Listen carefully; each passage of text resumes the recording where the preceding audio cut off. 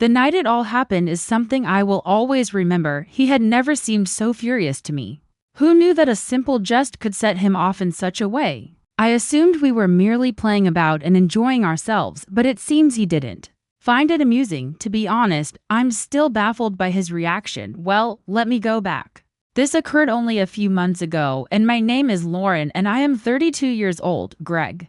My spouse is 34 years old. Our 2 children are 3-year-old Mia and 5-year-old Alex. Even though life isn't flawless, we're doing okay, right? I thought we were, however, Greg just kind of goes with the flow. While I'm really busy with the kids, the house, and dealing with all the turmoil, he is the type of person who assumes everything is alright until it isn't. It all began with a languid Saturday evening. We were watching TV on the couch while the kids were in bed. Nothing noteworthy. We were probably changing the networks when an ad aired. It had a really muscular man who was being quite macho. I turned to Greg and remarked, "I bet you could never pull that off," since I couldn't help myself. In comparison to him, "You are a complete wimp." I assumed it was just a stupid remark, but he froze. It wasn't the light-hearted banter we usually had when he looked at me. Something was in his eyes. It was the beginning of something greater, even if I was unaware of it at the time. Greg didn't laugh when I tried to lighten the mood with a joke. Rather, he sat there and gazed at the TV as if it were the most fascinating thing he had ever seen. He turned to face me and asked, "What did you just say?" I wasn't even positive he heard me at first. I chuckled once more, feeling a little uneasy. "It's only a joke, Greg. Come on, avoid taking anything too seriously." But I felt sick to my stomach from the way he was looking at me. To be honest, I couldn't figure out why he wasn't understanding. It was merely a joke. He responded softly, "I'm not a wimp," yet there was something in his voice. It resembled a task. I wasn't sure why, but it made me uneasy. I dismissed it. "Oh, please, calm down." I shrugged it away, attempting to move on, saying, "It's not like I meant it, it was just a little fun." He didn't let it go, though. I could sense the tension rising as he continued to stare at me with his jaw clenched. I was startled when he abruptly got up, before I could even ask him what he was doing. He strolled to the door, got his jacket, and said, "I'm going for a run." I blinked. A nighttime run. He simply walked away without saying anything more. And I sat there dumbfounded, trying to process what had just transpired. Did it really matter that much? Seeing him get so worked up about something so little was kind of hilarious, I had to admit, but I also began to feel a bit bad. Was I too severe? He didn't reply when I tried texting him. I told myself he just wanted space. However, as the minutes passed, I began to feel foolish. Was the most unusual reaction he had ever had. Of course, we've had our arguments, but something like this really put me in a mood. After a while I stopped texting and went to sleep. I knew I had to be prepared for the morning's pandemonium because the kids would be awake early. But Greg was on my mind all the time. What was happening? Why did he feel? It was probably nothing. I told myself, perhaps he was simply under stress. He didn't say anything when he returned home from his run the following morning. He was more reserved than normal, almost aloof. It felt odd that he didn't even give me a kiss as he entered. I said nothing, but it wasn't like him, rather. I simply brewed coffee and proceeded with my morning ritual. Surely, I thought it would blow over. Who, after all, could remain upset about such a stupid joke?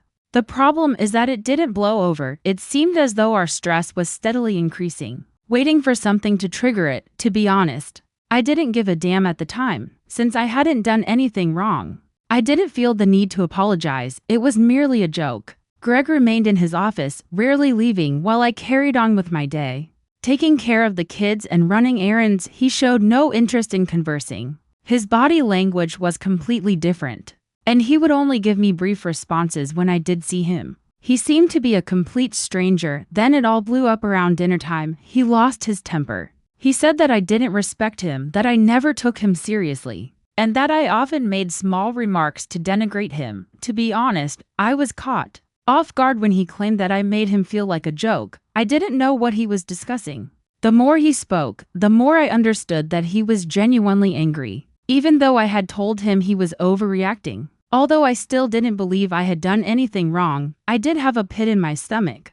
Perhaps it was a bit cruel, but who in a marriage didn't make jokes like that? We made fun of each other all the time. What made this unique? Greg, however, Didn't think so. I didn't know how to make amends, he added, and I didn't respect him. It didn't work when I tried to explain that I didn't mean anything by it. It wasn't a huge deal. In my opinion, after all, what's a little joke? But as he spoke, I became more aware of how serious it was to him, and I secretly began to feel bad about how I had handled it. However, I wasn't yet prepared to acknowledge that. Greg stood there, his face flushed with annoyance, and I couldn't believe what I was hearing. I realized that he was fed up and no longer just upset. He had had enough, and I was at a loss for what to do. His tone sharpened as he asked, "You think this is all just some joke, don't you? However, it's not. I'm tired of being the target of your small jabs. I can't continue to live this way." As usual, I opened my lips to defend myself and dismiss it. But he stopped me. He simply continued, "It's the same thing every time we fight. I'm not taken seriously by you. You ridicule me. You show me no respect." I was being struck by his remarks like a ton of bricks.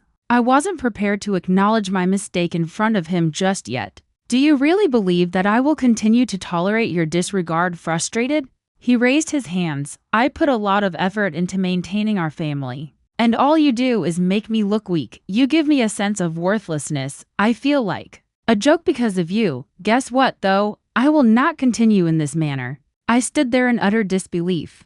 I was at a loss for words, and the pit in my stomach and the sense of guilt began to deepen.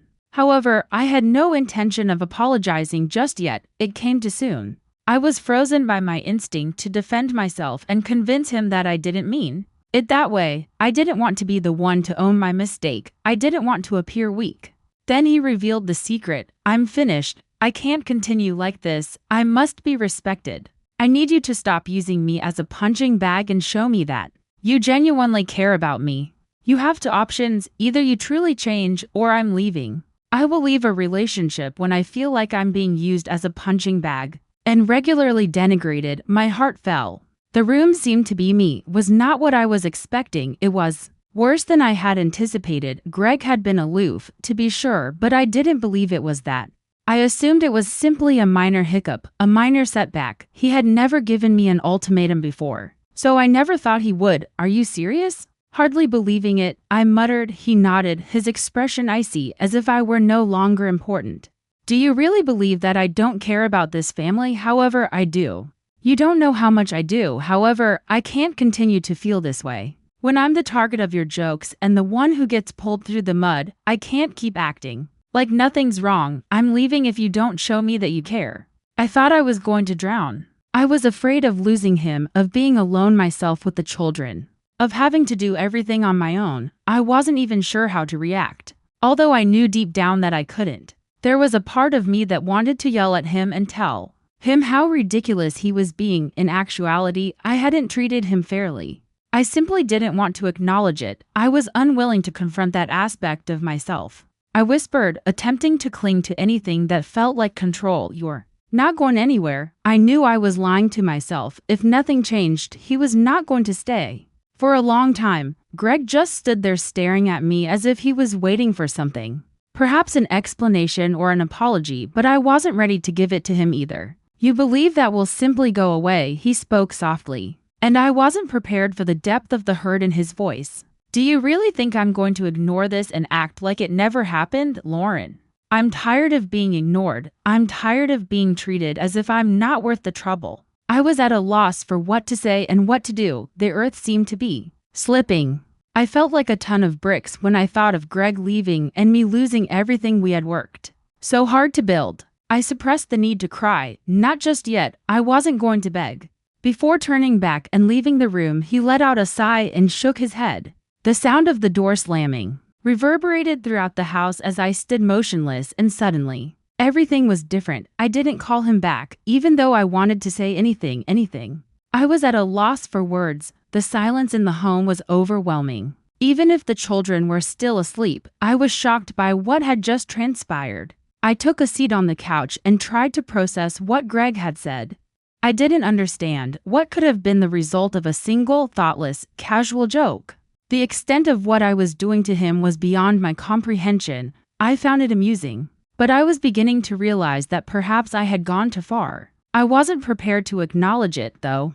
I simply sat there as his comments began to weigh heavily on me. I have no idea how to resolve this. I had no idea where to begin. That must have been how it felt to acknowledge at last that you might lose something you value but not completely comprehend why until it's nearly too late. I didn't know how to fix it, but I had a gut feeling that I would lose Greg if I didn't find a solution quickly. And I wasn't prepared for that just yet. I had no idea what to do. The house had the atmosphere of a prison, Greg's comments echoed in my mind as I continued to play them back. Between us, the quiet felt like a canyon that I was no longer sure I could traverse. However, I wasn't yet prepared to acknowledge that the possibility that Greg might actually be gone was something I wasn't prepared to confront. I paced the house for hours trying to come up with something to say or do. Should I approach him and say I'm sorry? However, I felt in my heart that this couldn't be resolved by an apology. I didn't know how to reverse years of neglecting him, discounting his emotions, and taking him for granted. It wasn't just one joke.